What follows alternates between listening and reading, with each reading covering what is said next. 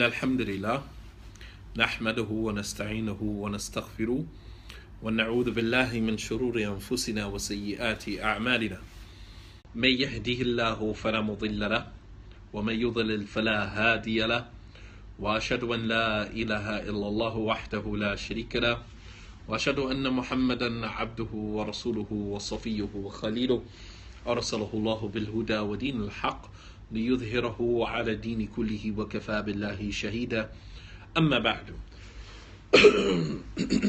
In continuing with the hadith of the Prophet sallallahu alaihi wasallam, Allahumma bi'ilmika al-ghayb wa qudratika ala khalq أحيني ما علمت الحياة خير لي وتوفني إذا كانت الوفاة خير لي اللهم إني أسألك خشيتك في الغيب والشهادة وأسألك كلمة الحق في الغضب والرضا وأسألك القصد في الفقر والغنى وأسألك أسألك القصد في الفقر والغنى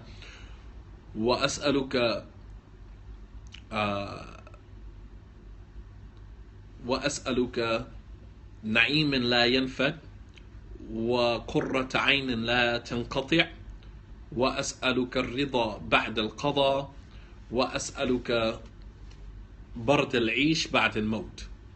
We come to the ninth line of the dua of the Prophet ﷺ. O Allah, by your knowledge of the unseen and your power over your creation, give me life so as long as life is better for me, that you know that life is better for me, and to take my life so as long as you know that death is better for me. O Allah, I ask you for fear of you, whether in public or private, and I ask you for the ability to say the truth, whether I'm angry or I am pleased or displeased. And I ask you for fairness, whether I'm in poverty or I'm in prosperity. And I ask you for na'im and la yanfad. I ask you for happiness that will never disappear. وَقُرَّةَ عَيْنٍ لَا تَنْقَطِعْ, and the pleasure of my eye that will never stop. وَأَسْأَلُكَ الرِّضَى بَعْدَ الْقَضَى, and I ask you to make me pleased with your decree after its execution. And we come to the next portion of this dua, وَبَرْدَ الْعِيشِ وَأَسْأَلُكَ بَرْدَ الْعِيشِ بَعْدَ الْمَوْتِ, and I ask you for a good life after death. I ask you for a good life after death. That after my death is over, after this life is over, after my human experience is over and done with, make what is after my life, after this, make it bard al-aish, yani tib al-aish, make it a good life. Good life. And the reason why the Prophet ﷺ is asking for this is simply because this life is nothing but toil and struggle, strife, trial, tribulation, harm, difficulty, alam, pain, on different levels. That's what this life is about. Allah subhanahu wa ta'ala says very clearly in the Quran, Ya ayyuhal insanu innaka kadihun ila rabbika kadhan famulaqi. Ya ayyuhal insan, O you human being, you individual. Innaka kadihun, that you are toiling. Innaka kadihun kadhan famulaqi, that you are toiling towards your Lord. Innaka kadihun ila rabbika, that you are toiling, you're working diligently in this life, toiling, striving, struggling, going through painful situation after situation after situation on your journey towards your Lord. Famulaqi, and you will soon meet him subhanahu wa ta'ala. This is what Allah subhanahu wa ta'ala says to the human being. Ya ayyuhal insan, O you human being, innaka kadihun, that you are toiling towards your Lord, meaning your life is nothing but struggle. As Allah subhanahu wa ta'ala says in another ayat, وَلَقَدْ خَلَقْنَا الْإِنسَانَ فِي كَبَدٍ, that we have created the human being in difficulty. We were created in difficulty. Mind you, this world, this dunya, this world that we live in right now was a punishment for Adam. This is a punishment for Adam and all of his progeny, all of his children to come after him, generation after generation, until the day of judgment. This is a punishment. We're not here for utopia. We're looking for utopia, but in the wrong place. This is not utopia. This is nothing but struggle, trial, tribulation, adversity, calamity. That's what this life is all about. Allah subhanahu wa ta'ala created us in struggle. وَلَقَدْ خَلَقْنَا الْإِنسَانَ فِي كَبَدٍ. We have created the human being in struggle. You were created to struggle. You were created in struggle to struggle. And then Allah mentions in another ayah, يَا أَيُّهَا الْإِنسَانُ إِنَّكَ كَادِحٌ إِلَى رَبِّكَ كَدْحًا فَمُلَاقِي. Oh, you human being, you are indeed toiling towards your Lord, meaning every step of your journey in this life, this human experience that we are having. Our souls are occupying these bodies that are having this human experience. And part of the human experience is pain, it's difficult. Difficulty is part of the human experience. And this is something that, we have to teach our children. This is something that we have to teach ourselves. Sometimes, we fret and we find ourselves, agitated by, the situations that we find ourselves in, not realizing that that's the reality of life. The reality of this life is struggle. This was a punishment for Adam. Coming here to this world was a punishment for Adam. And so the bodies that these souls are occupying are having that human experience. And along with that human experience is trial and tribulation and difficulty. So the Prophet ﷺ, he said, وَأَسْأَلُكَ بَرْدَ الْعِيشِ بَعْدَ الْمَوْتِ. I ask you for a good life after my death. After this is all over with, I ask you for a good life after my death. The scholars, they say, أَسْأَلُكَ الرَّاحَةِ بَعْدَ الْمَوْتِ. I ask you for alleviation of all of my trials and tribulation, all of my adversities, all of my calamities, everything that I am experiencing in this life. Give me raha, give me some relaxation, give me some alleviation from these things after my human experience has expired. Every one of us is going to die. Every one of us is having a temporary human experience. Our souls are occupying these bodies for a certain amount of time. Once that time is over with, we reach our expiration date, the body will die off, and that soul will move on and transition to the next phase of its life. Right now, we're just having a human experience. And when you are having these difficult times in your life, this is what you have to tell yourself. These are the things that you can tell yourself to make your life a little more easy. Tell yourself things like, we were created in struggle. وَلَقَدْ خَلَقْنَا الْإِنسَانَ فِي كَبَدٍ. We have created man in difficulty. We were born in difficulty. We were pushed out into this. Look at the process of pushing the child out into this world. That's a difficult task. Some women die giving birth.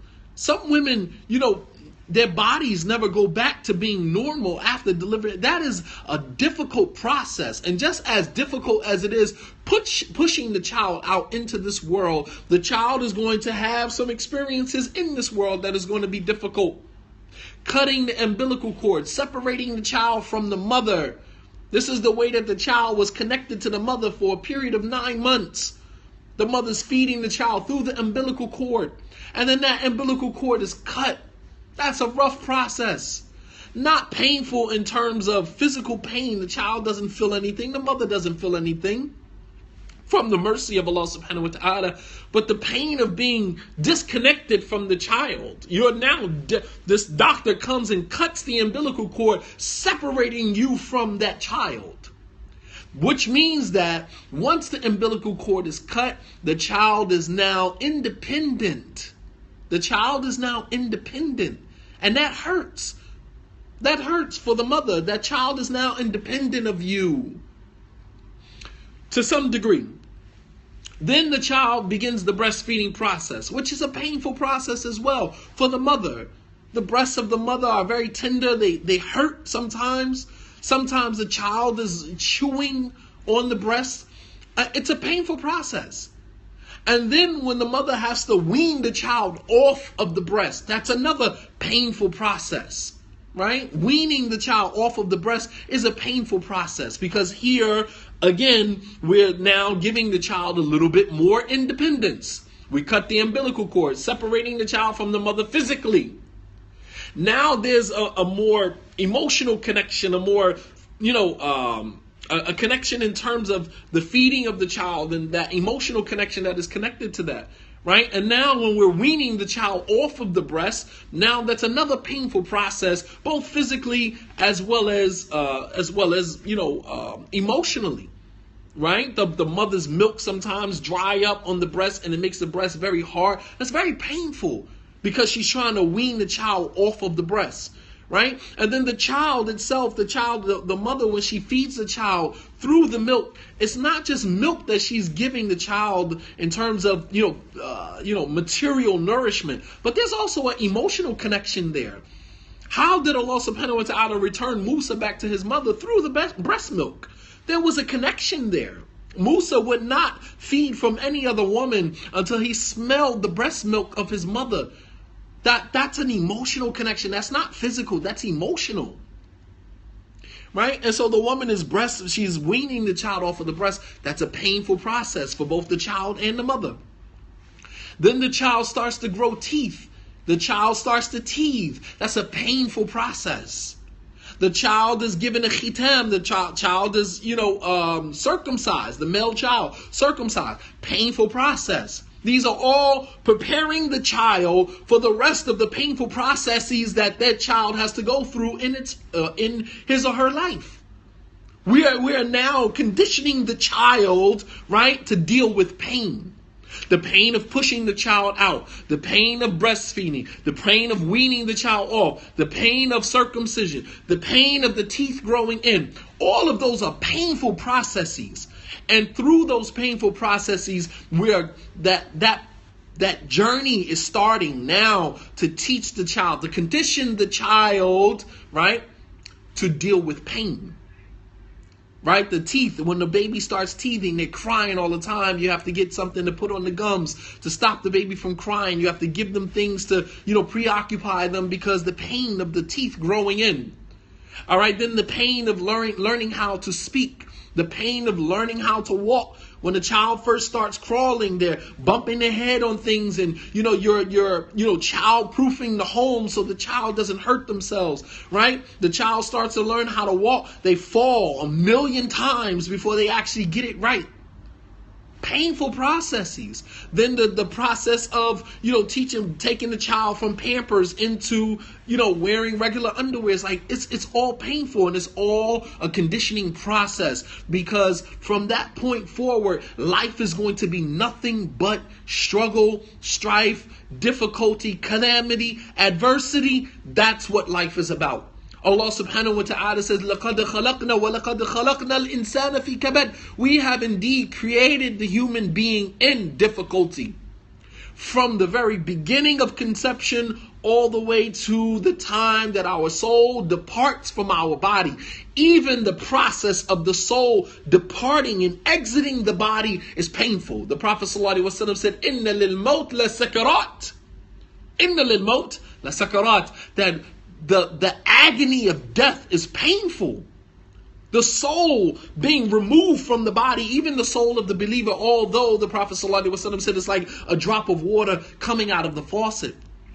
This is how easy and how gently the angel extracts the soul of the believer. But even still, it's still a painful process. Just like coming into the world was a painful process, exiting this world is a painful process. Physically for the deceased, as well as emotionally for the family members, the friends, the spouse, the children of the deceased. It's painful because there was an emotional connection that we had during this human experience. And now that our soul is departing from the body, moving on, transitioning into another dimension, right, to move on to the next phase of that life, that in itself is a painful process. Emotionally for the family, and physically for the one that is having the experience of having the soul extracted from the body. The Prophet ﷺ on his deathbed, he was sweating profusely. And he kept going in and out of consciousness. And every time he would regain consciousness, he would say, إِنَّ لِلْمَوْتِ لَسَكَرَاتٍ. That indeed the agony of death is painful. It's painful. All right, so Allah subhanahu wa ta'ala is telling us that this life is nothing but pain and difficulty. وَلَقَدْ خَلَقْنَا الْإِنسَانَ فِي كَبَدٍ. Indeed, we have created the human being in struggle, in difficulty. Then Allah subhanahu wa ta'ala says in another ayah, يَا أَيُّهَا الْإِنسَانُ إِنَّكَ كَادِحٌ إِلَى رَبِّكَ كَدْحًا فَمُلَاقِي. Allah subhanahu wa ta'ala said, oh you human being, oh you individual, oh you human being, إِنَّكَ كَادِحٌ. Indeed, you are toiling, you are struggling. إِلَى رَبِّكَ, towards your Lord, meaning along this journey to meeting your Lord.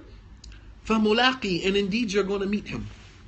So the Prophet ﷺ is asking Allah subhanahu wa ta'ala for bard al-ish ba'd al-maut, to give me an easy life after my death. After this life is over, give me nothing but an easy life, a good life. Bard yani طيب al-ish, give me a good life after this world, after this life is over with. And the scholars, they say, والراحة بعد الموت ويكون ذلك برفع الروح إلى الجنان إلى في إليين، وهذا يدل على أن العيش وطيبه وبرده إنما يكون بعد الموت للمؤمن، فإن بعد الموت للمؤمن، فإن العيش قبل الموت منغص لما فيه من الهموم والغموم. The scholars, they say that explaining this dua, this portion of the dua, the Prophet ﷺ is asking Allah subhanahu wa ta'ala for a good life after death. And that will only happen when the soul is removed from the body and placed into the highest places of paradise. And we ask Allah subhanahu wa ta'ala for the highest places in paradise. And this shows us that a good life, beautiful life, healthy life,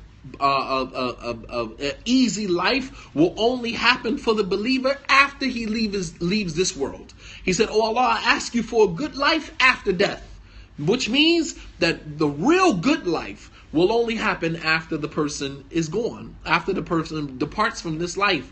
Because before the departure from this life, he experiences nothing but painful situations. Yeah, there's some good, there's some bad. Yeah, there's good, there's bad. Yeah, there's, times where things will be easy, and there will be times when that is the balance of our lives. Our lives are between those two extremes, either, extremely difficult and extremely easy. And we find, our balance in between those two. As Ibn Qayyim rahimahullah ta'ala, he said, يكابد الشكر على السراء ويكابد يكابد الصبر على الضراء. That we confront prosperity with gratitude, and we confront adversity with patience. Because our lives, لأن حياة الإنسان بين هذا وهذا. Because the life of the human being is in between those two extremes. We have times when we have prosperity, it requires us to be grateful, and then we have times of calamity, and it requires us to be patient. So our lives are in between calamity and prosperity, and as a result of that, we need to confront both of those things with shukr wa sabr, patience and gratitude. Patience and gratitude, which is why many of the scholars, including Ibn Qayyim, they said, Ratsul Iman as-sabr wa shukr, that the head of faith is patience and gratitude. Why patience and gratitude? Because our lives are in between prosperity and calamity, and we confront both prosperity and calamity with gratitude and patience. He said, وَلَا يَكُونُ ذَلِكَ إِلَّا بِالْإِيمَانِ وَالْعَمَلِ الصَّالِحِ.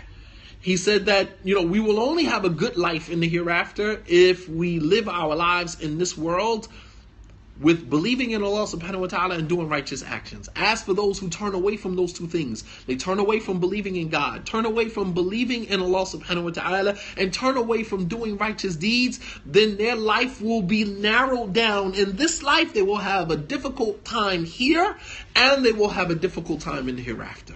And there's some Muslims who are going to experience this as well. They're enjoying their dunya, they're enjoying enjoying themselves now, right? You hear people say, I'm doing me right now, right? Don't come miss me with all that Islam stuff. I don't really want to hear all of that right now. I'm doing me right now. It's like, all right. But even in the process of you doing you still going to be met with hardship. Wala bud, and you have to. It's imperative. You have to. So although you're going to be met with hardship, you have your life in this world. You'll have your dunya. You'll have your world. You'll have your material. You'll have these things. You're going to be met with some hardship in the process of that, because that comes along with the turf of being in this dunya. But not only are you going to experience difficulty in this life, you're going to experience difficulty in the hereafter as well. Allah subhanahu wa ta'ala says in the Quran, وَمَنْ أَعْرَضَ عَنْ ذِكْرِي فَإِنَّ لَهُ مَعِيشَةً ضَنْكًا وَنَحْشُرُهُ يَوْمَ الْقِيَامَةِ أَعْمَى قَالَ رَبِّي فَلِمَ حَشَرْتَنِي أَعْمَى وَقَدْ كُنْتُ بَصِيرًا قَالَ كَذَلِكَ أَتَتْكَ آيَاتُنَا فَنَسِيتُهَا وَكَذَلِكَ الْيَوْمَ تُنْسَى. Allah subhanahu wa ta'ala says in the Quran, very, very interesting ayah, very profound statement. Allah subhanahu wa ta'ala says, وَمَنْ أَعْرَضَ عَنْ ذِكْرِي, whoever turns away from my remembrance in this world, whoever turns away from my remembrance, فَإِنَّ لَهُ مَعِيشَةً ضَنْكًا, he will have a life narrowed down, a life that is constricted and restricted to nothing but hardship and difficulty after hardship and difficulty. How can you believe any ease is going to come to you in your life? For a Muslim, for a believer, life for you is going to be very narrowed down, very restricted to difficulty and hardship. Then Allah subhanahu wa ta'ala says, وَنَحْشُرُهُ يَوْمَ الْقِيَامَةِ أَعْمَى, and then on top of all of that, when he dies, we will resurrect him blind. Right? Resurrect him blind. And then he says that Allah subhanahu wa ta'ala said that man will ask Allah, قَالَ رَبِّي لِمَا حَشَرَتْنِي أَعْمَى وَقَدْ كُنْتُ بَصِيرًا. Right? Because the human being considers this to be oppressive. Why are you resurrecting me blind when I used to see before? Right? Because, the same thing with our children, like when we do something different with them because their behavior changed, so we changed, in how we deal with them. They, well, why are you doing this now? You didn't do that before? Well, it wasn't necessary before, but it's necessary now. All right? Your behavior changed, so that caused my behavior to change. Quid pro quo. One thing affects the other. You do this, I'm going to do that. That's the way it works. Allah is teaching us this concept in this life as well as in the hereafter. Quid pro quo. He says to Allah subhanahu wa ta'ala, قَالَ رَبِّي لِمَا حَشَرْتَنِي أَعْمَى وَقَدْ كُنْتُ بَصِيرًا. Oh my Lord, why are you resurrecting me blind when I used to see? And Allah subhanahu wa ta'ala will say to him, قَالَ كَذَلِكَ أَتَتْكَ آيَاتُنَا فَنَسِيتَهَا. Just likewise, when my signs came to you in this world, you turned a blind eye to it. فَكَذَلِكَ الْيَوْمَ تُنْسَى. So today you will be forgotten. Just like you forgot about my signs, just like you were doing you, right? And you didn't want to hear about Islam, you didn't want to hear about Salat, you didn't want to hear about going to the masjid, you didn't want to hear about none of that. Miss me with all of that. I'm doing me right now. Man, don't come tell me about no Salat. Yeah, I know the Salat is obligatory. I'm aware of all of that. I don't really want to hear about all of that right now. Right now, I'm doing me, right? You have those type of Muslims who you muster up the courage to even go say something to them because, you love them and you want to see them, doing well in their practice of the religion. But when you approach them, you get this response like you agitating them. It's like, why are you coming to me with this? I know the Salah. I know it's time for Salah. I'm doing me right now. No, man, don't come to me with all of that, right? So Allah subhanahu wa ta'ala says, كَذَلِكَ أَتَتْكَ آيَاتُنَا فَنَسِيتُهَا. Just like in the life of this world, when my signs came to you, you turned a blind eye to them, you forgot about them. كَذَلِكَ الْيَوْمَ تُنْسَى. And today you will be forgotten about. Today you will be forgotten about. Kama tudinu tudan. Just as you deal, so shall you be dealt with, right? So, focusing on the beginning part of the ayah where Allah subhanahu wa ta'ala says, وَمَنْ أَعْرَضَ عَنْ ذِكْرِي فَإِنَّ لَهُ مَعِيشَةً ضَنْكًا. Whoever turns away from my remembrance in this life, then he will have a life narrowed down that will be restricted to nothing but difficulty, challenges, calamities, adversities, one after another, that will not let up. And this is, of course, if Allah subhanahu wa ta'ala wants good for you. If Allah subhanahu wa ta'ala wants good for you, then He punishes you immediately. He allows you to feel whatever pain you feel in this life, and then in the hereafter, inshallah, that'll be an expiation for you. But if Allah subhanahu wa ta'ala doesn't want good for you, then He allows those difficulties to still come to you in this life, right? But you're not going to repent. You're not going to turn away. You're not going to turn back from that. You're going to continue on in your path until you meet Allah subhanahu wa ta'ala. Amma salihun, as for those who spend their lives in obedience to Allah subhanahu wa ta'ala, spend their lives in the remembrance of Allah subhanahu wa ta'ala, trying to do right by Allah subhanahu wa ta'ala. Allah says in the Quran, وَمَنْ عَمِلَ صَالِحًا مِنْ ذَكَرٍ أَوْ أُنْثَى وَهُوَ مُؤْمِنٌ فَلَنُحْيِيَنَّهُ حَيَاةً طَيِّبَةً وَلَنَجْزِيَنَّهُمْ أَجْرَهُمْ بِأَحْسَنِ مَا كَانُوا يَعْمَلُونَ. Allah subhanahu wa ta'ala said, whoever does righteous deeds, مِنْ عَمِلَ صَالِحًا, whoever does righteous deeds, مِنْ ذَكَرٍ أَوْ أُنْثَى, whether male or female, وَهُوَ مُؤْمِنٌ, while he is a believer, فَلَنُحْيِيَنَّهُ حَيَاةً طَيِّبَةً, then we will give him a good life. We will give them a good life in this world as well as in the hereafter. You will still be met with calamities and difficulties, and you have to. Because calamities and difficulties that we experience in this life is good for us. It's good no matter how much we dislike it, no matter how much we hate it. It's good for us. Number one, it's good for us because a diamond can only be sharpened by friction. Right? And Allah subhanahu wa ta'ala wants us to meet Him in the best state that we have the ability to reach. Allah subhanahu wa ta'ala doesn't want us to look at all the opportunities that Allah gives us in our lives. Allah wants good for us. Allah wants us to become better and to reach a better state so that we can meet Him in the best state that we can possibly meet Him in. And if you don't, then that's because you squander the opportunities that Allah subhanahu wa ta'ala gave you. But Allah gave you, as a believer, Allah gives you opportunity after opportunity. Hajj and Umrah and Salat and, 5 Salat a day, Ramadan every year. We have opportunities. As long as your life is going, as long as you're still breathing, you have opportunities to do better and to be better and to get to a point where you can prepare yourself for your meeting with Allah subhanahu wa ta'ala. Right? When we go to a party, right, or we go into a sit down, we're going to meet someone, we like to put forward our best presentation of ourselves.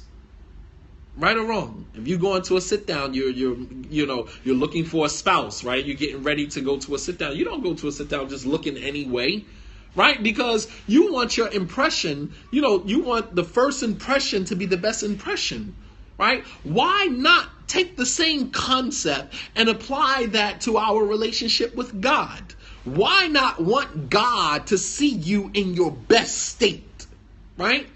Why meet Allah subhanahu wa ta'ala in the worst possible state? You come into Allah subhanahu wa ta'ala with your head dropped low, hoping that Allah have mercy upon you, when He's not going to have mercy upon you if you squandered all the opportunities that He gave you. And now you sitting here waiting for Allah subhanahu wa ta'ala to have some pity on you and mercy on you because you failed. You failed to take advantage of the opportunities that He gave you. The Prophet ﷺ, he said, "Al-kayyisu man dana nafsahu wa amila lima ba'd al-maut, wal-ajizu man atba'a nafsahu hawahu wa yatamanna 'ala Allahi al-amani." The Prophet ﷺ said, "Al-kayyis al-fatan," the intelligent person, man dana nafsahu wa amila lima ba'd al-maut, is the one who always constantly finds fault with himself and does the deeds that will bring him or give him a better and more favorable situation in the hereafter. That's a smart person. Constantly finding fault with himself. Nothing he does is good enough for himself. Always working to do better and working towards having a favorable situation in the hereafter. He said, "Wala ajizu," and the lazy person, man atba'a nafsahu hawa, is the one that follows his every impulse, every desire. ثُمَّ يَتَمَنَّى عَلَى اللَّهِ الْأَمَانِ, and then turn around and he's hoping for some mercy from Allah subhanahu wa ta'ala. You hoping, you rolling dice, hoping that, Allah subhanahu wa ta'ala is going to have mercy on me. After you've squandered all of the opportunities that Allah subhanahu wa ta'ala has given you. La wallahi, that's amani. That's false hope. as false hope, self-delusion.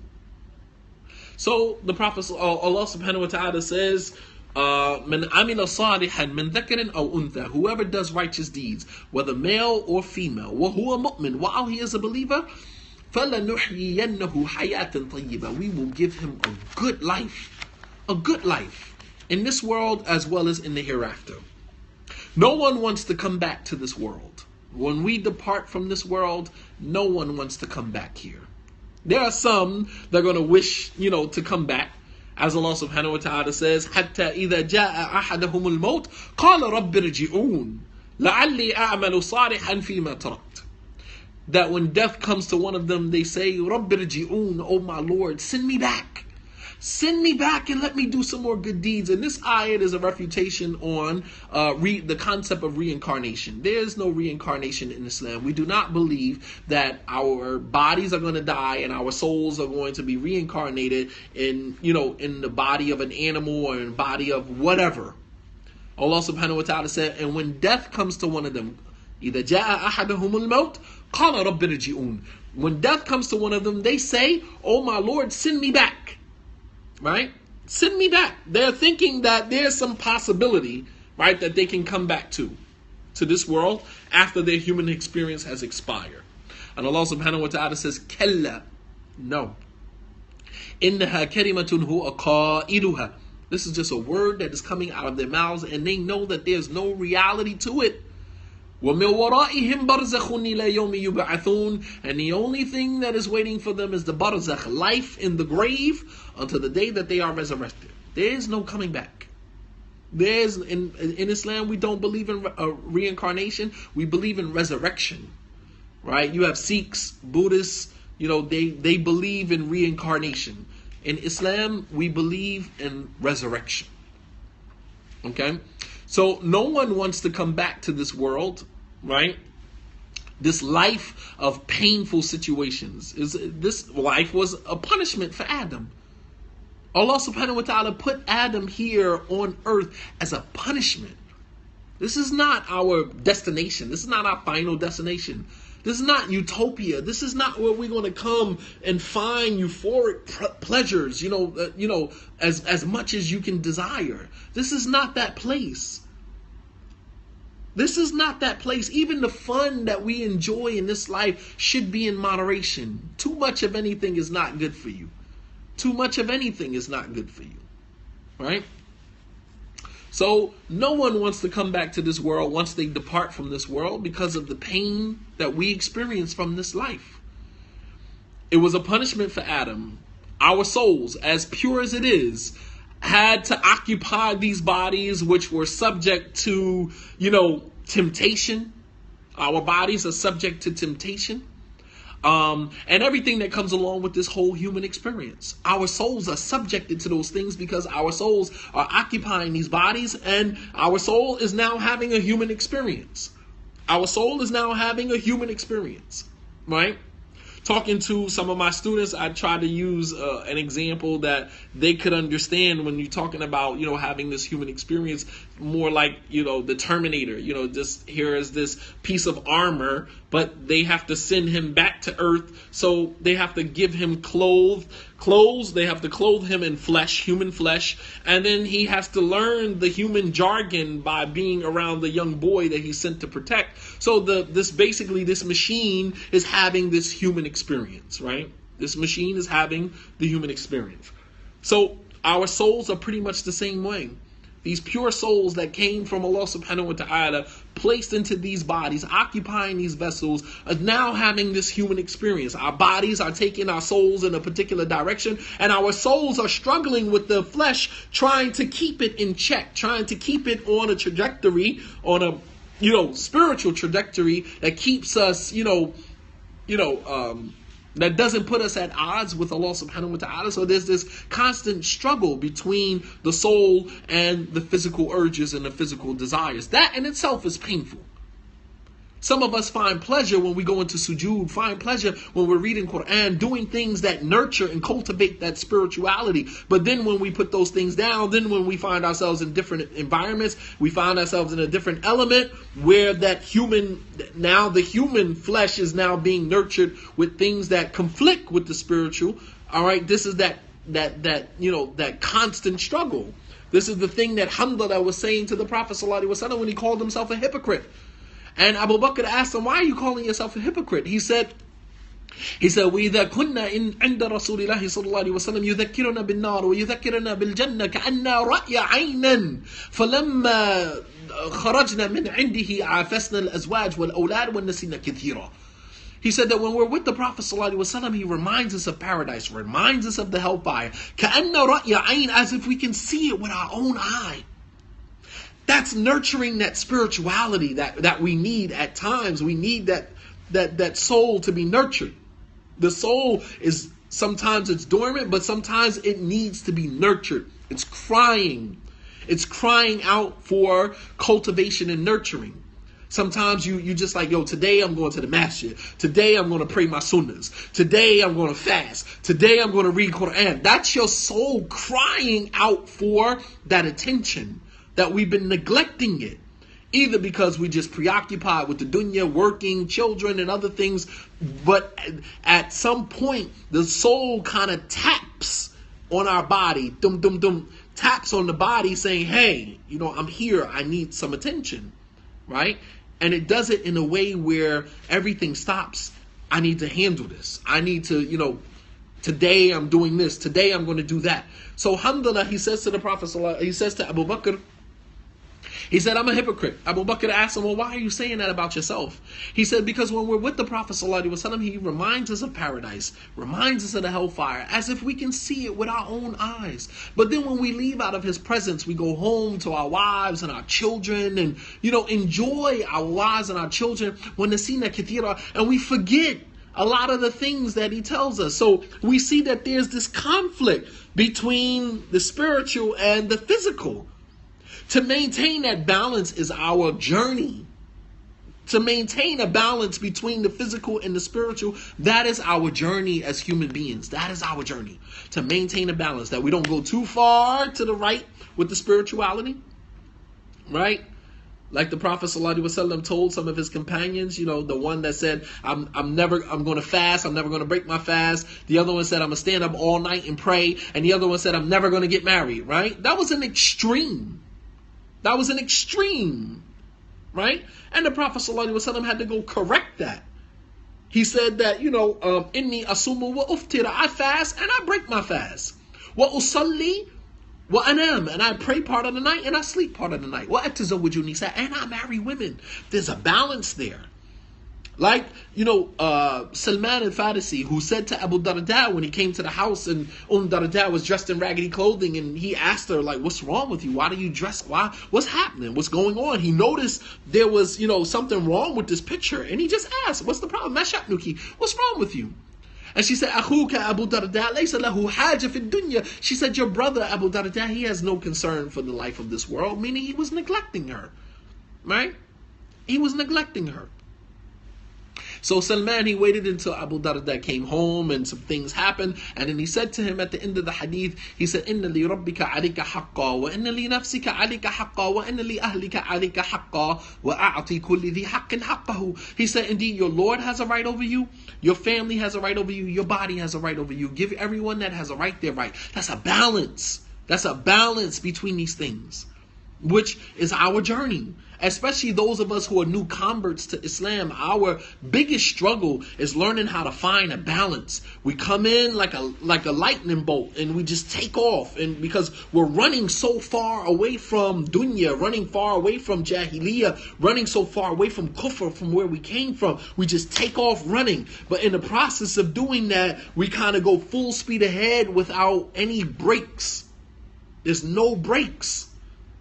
And sometimes we hit a wall going very fast, right? And what happens when you hit a wall going very fast, right? If you ain't got your seatbelt on, you go through the front windshield. And this is what happens. We hit a brick wall, and then, sometimes people are not able to bounce back from that. So having a balance is imperative. It's important that we maintain a balance between our physical and our spiritual. But this is our journey. This is our journey. So the Prophet ﷺ, he told us that, once we leave this world, no one wants to come back here except one person. There's only one person that wants to leave this world and come back to this world.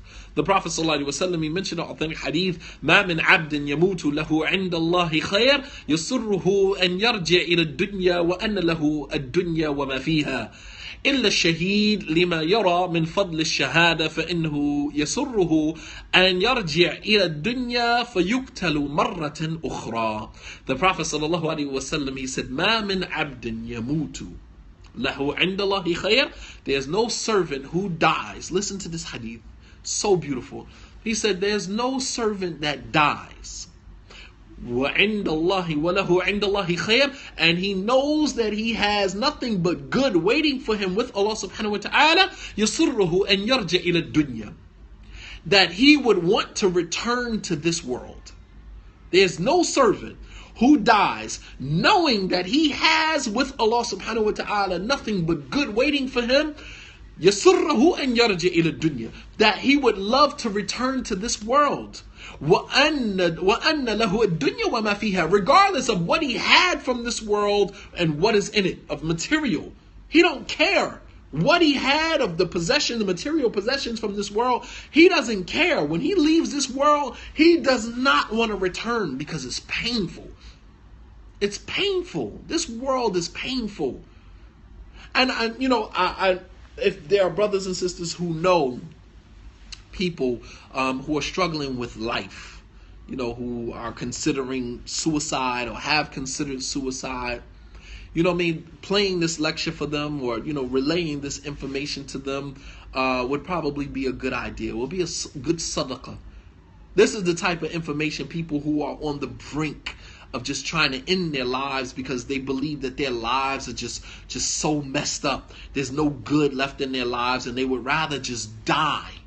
They would rather just die. For them to understand that everything that you are experiencing is part of the territory of being in this world. This is what it's about. Everything that you feel about this life, everything that you feel about this world is normal, is natural. To hate it here. I remember as a teenager, man, just going through a lot in my own personal life. I lost my mother at 16 years old. Didn't have, my father wasn't around, I didn't have, other siblings, and, I was really out in the world by myself, and just trying to process everything of my life and, my mother's passing and where am I going from here. At times you really feel like giving up. You really feel like, why am I here? Why is God doing this to me? I didn't even ask to be here. And then I'm going through all of this stuff for what? Why? Why not just take my life? Why not just kill me? Why don't I just do it myself? People feel like that. People get to that point where they want to just end their lives because they feel like it's overwhelming. The difficulties, the calamities, the adversities, the trials, the challenges, and everything that this life is all about. It becomes very overwhelming for them. Because they have not processed that that's what this world is all about. This world was a punishment for Adam. So anything that we are experiencing in this life, it comes with the territory. Allah subhanahu wa ta'ala said, Ya ayyuhal insanu, innaka kadihun ila rabbika kadahan famulaqi. Oh, you human being, indeed you are toiling towards your Lord. Every step that you take is a challenge or a difficulty or an obstacle, but it's along the journey towards meeting Allah subhanahu wa ta'ala. Wala bud. And it has to happen. It has to happen. That comes with the territory. Famulaqi, and you're going to meet Allah subhanahu wa ta'ala. Soon you're going to meet him with all of what you experience in this life. And as the Prophet sallallahu alaihi wasallam said, that Allah will take a man who knew nothing but hardship and difficulty in this life and dip him in Jannah and pull him out. Nothing, his life was nothing but hardship. Nothing but difficulty in his life, and Allah will take him and just dip him in the hellfire and pull him out. And Allah subhanahu wa ta'ala will ask him, do you remember any hardship or difficulty? And just that one little dip in Jannah will be enough to make him forget every difficulty, every painful situation that he has ever experienced in this life is enough to make him forget all about it. If that's the case with just dipping a person in Jannah and pulling him out, then what about a person who, when he gets to the gates of Jannah, the angels say to him, as Allah says in the Quran, حَتَّى إِذَا جَاءُوهَا فُتِحَتْ أَبْوَابُهَا وَقَالَ لَهُمْ خَزَنَتُهَا سَلَامٌ عَلَيْكُمْ طِبْتُمْ فَادْخُلُوهَا خَالِدِينَ. What do you think about that person? La ilaha illallah. That when they come to the gate of Jannah, and the gates of Jannah are open up for them. وَفُتِحَتْ أَبْوَابُهَا. The gates of Jannah are open. وَقَالَ لَهُمْ خَزَنَتُهَا. And the gatekeeper of Jannah says to him, Salamun alaykum. You did good. Peace on you. Salamun alayk. You did good. طِبْتُمْ. You did good. فَادْخُلُوهَا خَالِدِينَ. Enter into Jannah. Khalidin, to dwell therein forever. Allah subhanahu wa ta'ala says in another ayah, لا يمسهم فيها نصب ولا هم منها بمخرجين. No more pain, right? No more pain will touch you, nor will you be asked to leave. That's it. No more pain. It's over. The pain of standing, waiting to be judged, Yawm al-Qiyamah, even that will be made difficult, made easy for the believer. The Prophet ﷺ said, Yawm al-Qiyamah كَقَدْرِ مَا بَيْنَ الظُّهْرِ وَالْعَصْرِ لِلْمُؤْمِنِ. The Prophet ﷺ said, on the day of judgment for the believer, the day of judgment for the believer will be like the time between Dhuhr and Asr. We're talking about 500,000 years, right? 500,000 years people are going to be waiting, But for the believer, Yawm al-Qiyamah will be like the time between Dhuhr and Asr. No more pain. It's it. It's over. No more pain. Allah subhanahu wa ta'ala said, لا يمسهم فيها نصب ولا هم منها بمخرجين. That no pain will touch them anymore, nor will they be asked to leave.